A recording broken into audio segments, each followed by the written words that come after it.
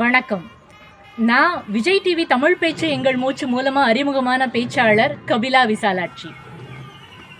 கும்பாபிஷேகம் இறைவனுக்கு சக்தியூட்டும் ஒரு நிறைவான செயல்பாடு. கும்பாபிஷேகத்தன்னைக்கு கோயிலுக்கு வந்தா 30 முக்கோடி தேவர்களுடைய ஆசி கிடைக்கும்னு நம்முடைய முன்னோர்கள் சொல்வாங்க. அப்பேற்பட்ட ஆசி கிடைக்கக்கூடிய ஒரு வாய்ப்பு நமக்கும் கிடைத்திருக்கிறது.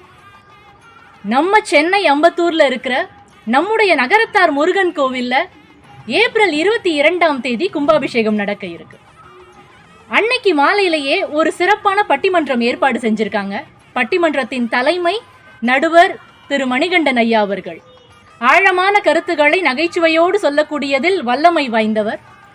பட்டிமன்றத்தின் தலைப்பு குடும்பத்தில் மகிழ்ச்சியும் பெருமையும் நிலவ காரணம் ஆண்களா பெண்களா? பெண்களேங்கிற அணியில நான் பேச வர்றேன். அதனால இறைவன் அருள் கிடைத்து நல்ல தமிழ் கேட்க உங்கள் நாளை இனிமையாக்க ஏப்ரல் 22ஆம் தேதி நம்ம சென்னை அம்பத்தூர்ல இருக்கிற நகரத்தார் முருகன் கோவிலுக்கு வாங்க, சந்திப்போம்.